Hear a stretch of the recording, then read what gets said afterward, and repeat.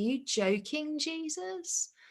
Like, what are you talking about? You know, slum culture is complex, it's dangerous, it's just complicated. And I just stood there feeling really overwhelmed, and I couldn't work out how we could bring any kind of change to such a difficult situation. I just couldn't get my head around it at all. Anyway, we went home and continued to pray and ask the Lord for his strategy and what it is that he wanted us to do. It was only a few days later that I woke up one morning and I heard, you know how sometimes you wake up in the morning and you just hear Jesus speak to you? It was one of those days. And I woke up and I just heard him say, Nicola, today I'm going to give you the strategy for transformation for this community. And I was so excited. You know, I'm a visionary, I'm a strategist. It's what I do. I love strategy. And so I jumped out of bed and I grabbed paper and pens and everything else and set it all out around the room, ready for this kind of divine download, you know, this complex strategy that Jesus was going to give to me to transform a community. And I'm like, okay, Jesus, here I am, my pen's in my hand, you know, let's go. And he just said this, your strategy, Nicola, is to love them. And that was it. I mean, that was just it. I'm like, that's going to take like one tiny bit of this piece of paper here. Jesus, would you like to expand anymore? He said, no, your strategy is simply to love them. And, you know, what doesn't sound very complex and it doesn't sound very sophisticated, but we found that the strategy of love has proved to be nothing really short of revolutionary in the areas where we've been working. Do you remember, you know, there's the story in Luke chapter 10, you know, the story of the Good Samaritan. I'm sure you've all read it. If you haven't, you can look it up. But basically it's about this guy, and one day he sets out on a walk and he's just kind of minding his own business and doing his normal thing. You know, he's walking from A to B and he's just on his way, and suddenly he gets jumped on by a band of thieves and robbers, and they beat him up and they strip him of all his clothes, and then they toss him into the ditch and leave him for dead at the side of the road. And first of all comes a priest, and the priest would have been known, wouldn't he, as a very, very religious person, someone who wore all the right religious clothes, knew all the right religious things to say and to do. But the story says that as he walks down the road and he sees the hurting, dying, desperate man in the ditch, he just crosses to the other side of the road and he just goes about his way. And then comes a Levite. And the Levite, he also would have been known as very religious. He knew all the right things to wear, the right places to go, the right things to say, the right scriptures to quote. But it says as he too walked down the street and sees this hurting, dying, desperate man in a ditch, he just crosses the road and he too goes on his way. And lastly, you get a Samaritan man, and the Samaritan man would not have been known as a religious man. I mean, in the culture of the day, he was seen as a reject of society. You know, he was an outcast. He was not seen in all the right places. He didn't know the right things to do or say. But it says, doesn't it, as he walks down the road and he sees the hurting, dying, desperate man in the ditch, he stops and he bends down and tends his wounds, right? And takes him on his donkey to get him some help. And Jesus, when he finishes telling this story, he turns to the crowd and he says to him, now you go do likewise. You go live, you go love as the Samaritan man. James 1:27 says that pure and genuine religion in the sight of God the Father is to care for the orphan and widow in her distress and to keep oneself from being polluted by the world. Pure and genuine religion is to care for the orphan and the widow in her distress. I think what we've discovered, my husband and I, really over the last 12 years is that pure and genuine religion really it's not just about what church we go to or what service we attend, whether it's in person or online. You know, it's also complicated right now. It's not just about what scriptures we can quote, or I don't know, what podcasts we listen to, or what community we're part of. Those things are all brilliant. They're great, great things, but pure and genuine religion, it just goes on a lot further than that. And if all we do is enjoy Jesus and receive from him for ourselves, but then we don't go into a hurting world and give what away to others what we've been given, I think we have to ask the question, where does that leave us? What does that make us? And I think it makes us no better than the priest and the Levite in this story. And I don't know about you guys, but I totally believe that God did not intend for his church to ever be a people of passivity or inactivity. I think he designed us to be people of passion and vision and energy and zeal, who are prepared to go out into the darkest places that the world has to offer and invade it with the light and the love of Jesus Christ and see what he can do through that. And I've come to discover that, that love is not just a feeling. It's not just an emotion, like a warm, fluffy thing. It's not just a theology. Love is a person, and his name is Jesus. And his life models to us what a life of love looks like. And we are called to live out love. We are called to be ambassadors of his love into a hurting and a broken world. And it doesn't really matter, does it, whether you live in Africa or England? That's just geography. That's irrelevant. What matters is what we're doing with what it is that we've received and how we're giving it away. And I want to tell you a couple of stories. A few years into being in Uganda, working in varying slum communities around the capital city, we met an amazing lady. I call her Mama S. And she had a really rough time. She was living in a one-room mud house in the slum, and her husband had left her. And she had AIDS and was very sick. She also had a few children. One of her children was very, very unwell with malnutrition. She was dying of starvation, basically.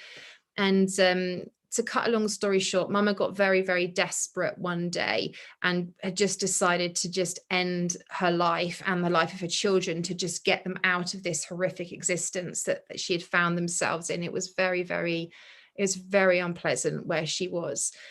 The day that she had decided to do that, one of our staff team had been in the community and had felt God speak to them and say, go to Mama S's house. And so they'd gone and luckily got there before anything had taken place, but found Mama and began to talk with her about her situation. And so discovering that her young daughter was very, very sick with malnutrition, said to Mama, we can help you. There's a feeding center down the road that it's free. We can help take you there. They'll give you all the support that you need. So that's all that we did. We just helped the family get into one of our vehicles and we drove them to the local feeding center.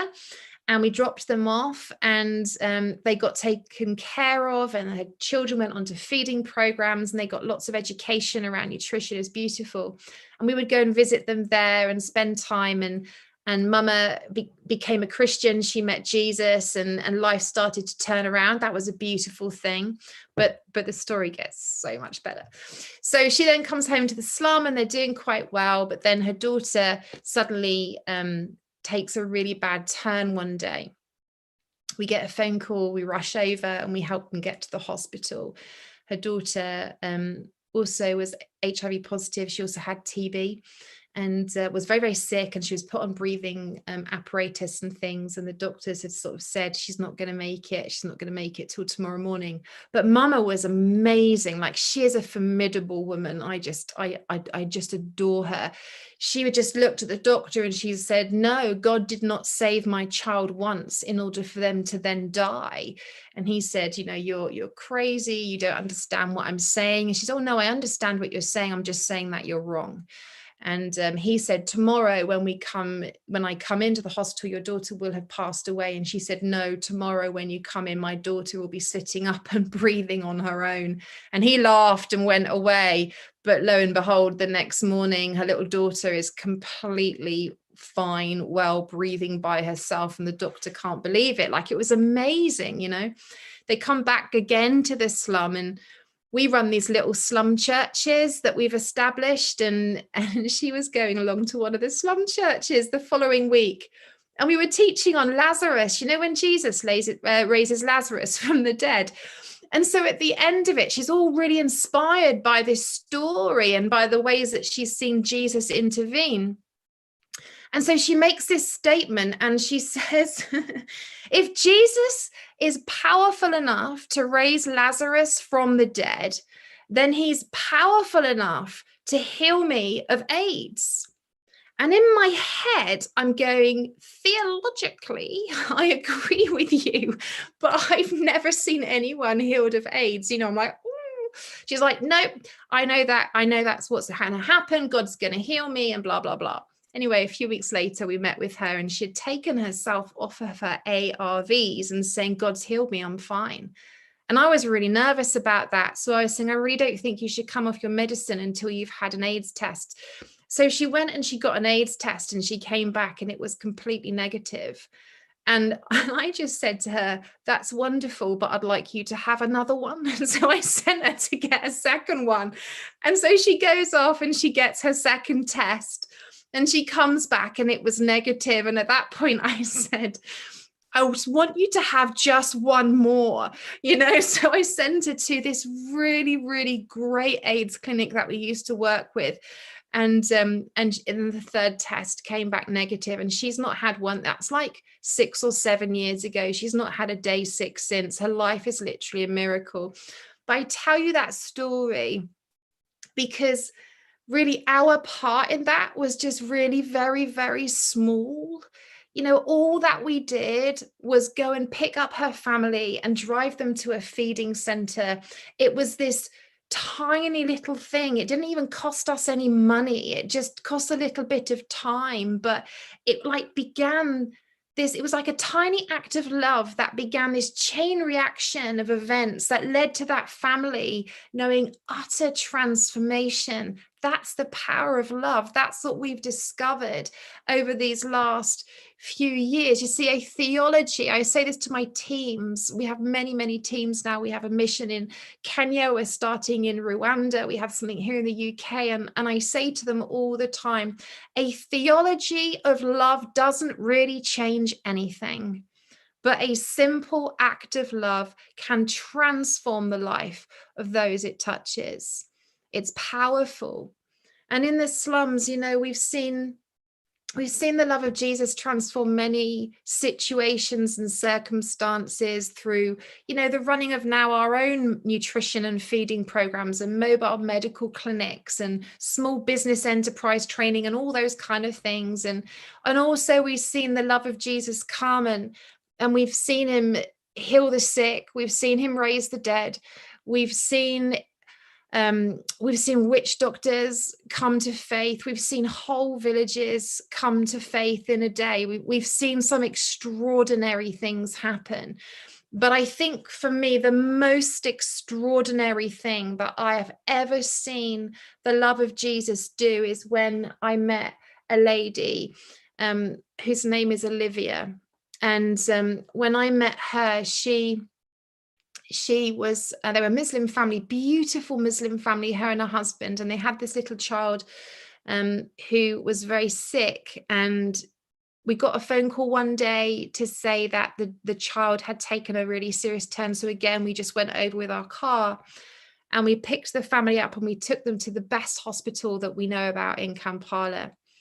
And the doctors were working on this little girl, and Mummy had given birth just a few days before, but she'd left her newborn baby behind in the slum with some friends. And the doctor said to her, I really think you need to go home tonight back to your house and you need to care for your newborn baby.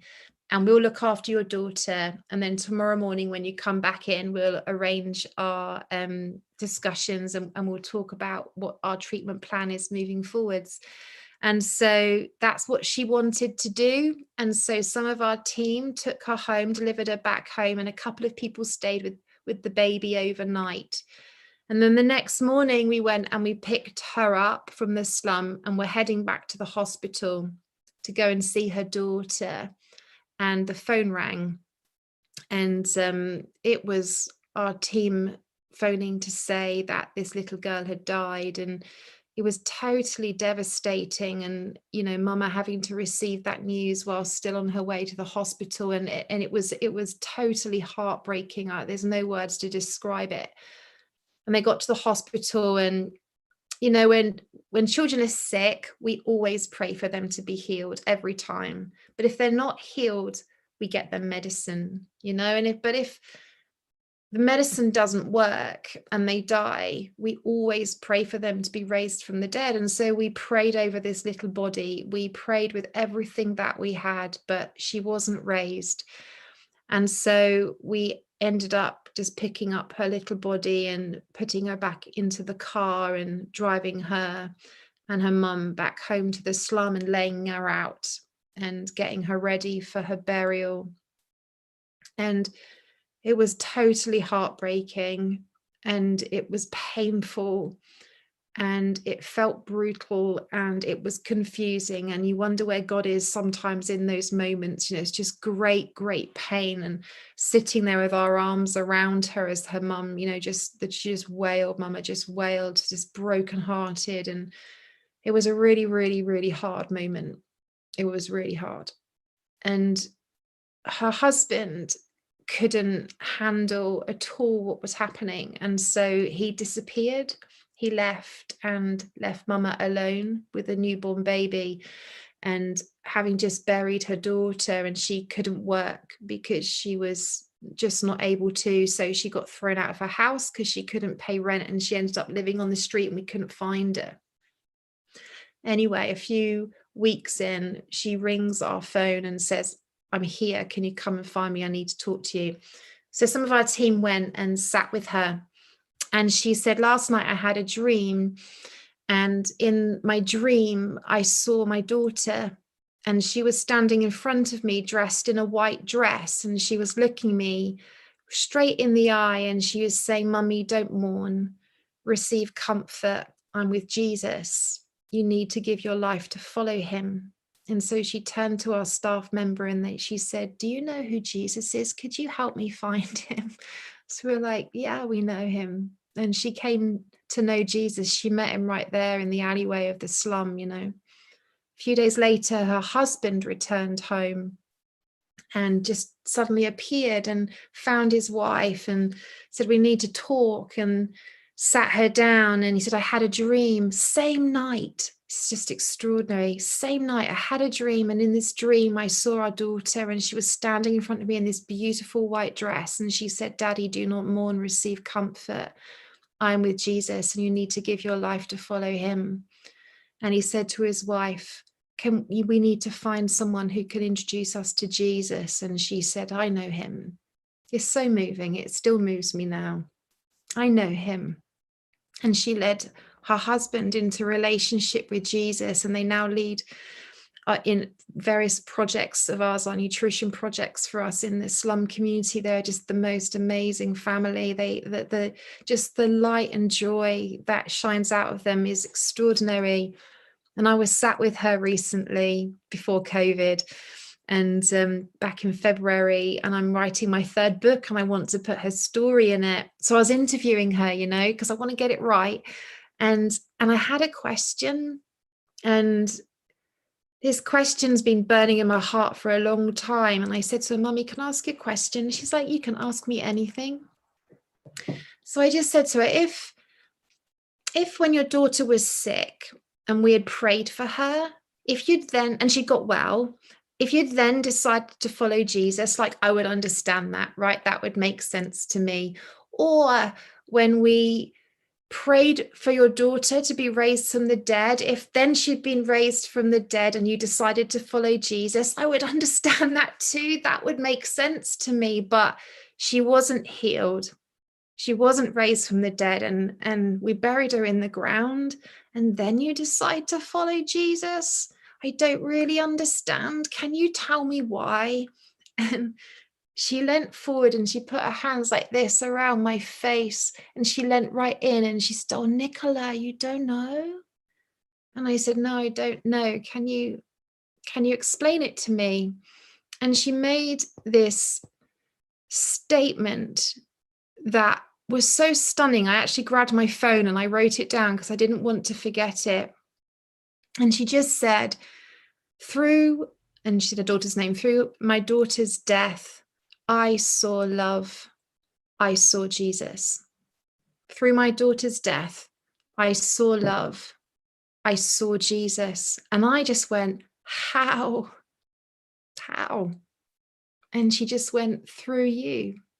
Not really me, but she means through our team, through you, through the way you cared for my sick child, through the way you took us to the hospital, through the way that you held her little body and helped pick up a spade, through the way you buried her in the ground, through the way you held my hand and wept with me. I saw love. I saw Jesus. And it just completely undid me. But that's the thing, isn't it? That love is not this kind of shiny, confetti filled picnic type champagne popping emotion. Love is gritty. Love is hard work. Love is about walking all of life with people, the kind of the great high moments when people are healed of AIDS, but also the really hard moments when children die and you have to bury them in the ground. Love walks all the way with people. Love will cost us. It's commitment. It's hard work. It's painful, but it's always worth it. And as I said, I say to my staff, teams around the world all of the time, love, his love expressed through you has the power to transform everything it touches. Love makes the broken whole. It causes the lost to become found and the blind to see and the deaf to hear. Love transforms our mourning into dancing and our sorrow into joy. Love can take even the most pain-filled moments of our life, even death itself, and turn it into something beautiful. Love, his love can pierce any darkness. It is stronger than any strategy of hell or any plan of the enemy. And love will always win. It will always have the last say, because as scripture tells us, where we began this evening, his love never fails. It can't. Failure is not in his nature. And I don't know who is the person in the ditch at your side of the road. For us in Uganda, it's we're working with people in the slums in London. We're working in the high-rise estates, with people who are living there and struggling financially with poverty and benefits and all sorts of things. I don't. Those are the people that are in our ditch, in a sense, and I don't know who the people are who are in your ditch, but I do know that they're there. And they're waiting for us to go and help them and bend down and stop and give them time, tend their wounds, get them help, do whatever we can, and to be love to them and to reveal Jesus. And and I don't know if everybody, even on this Zoom call this evening, has met Jesus themselves, has ever experienced the love of Jesus in their own lives. There may be some of you who are watching are like, I don't really know what you're talking about. What do you mean God is a God of love? What do you mean this kind of love relationship thing? What are you talking about? And I would just encourage you, that God is love. It's who he is. It's his very nature. And if you've never met him, if you've never encountered his love, then today is a really good time to do that. Then there are people, I think there are links. Alan, you can help me out here, but I think there are links and things that you can click on if you would like to talk to someone and say, actually, I'd like to meet this love that Nicola's been talking about this evening. And we would gladly introduce you to the one who is love.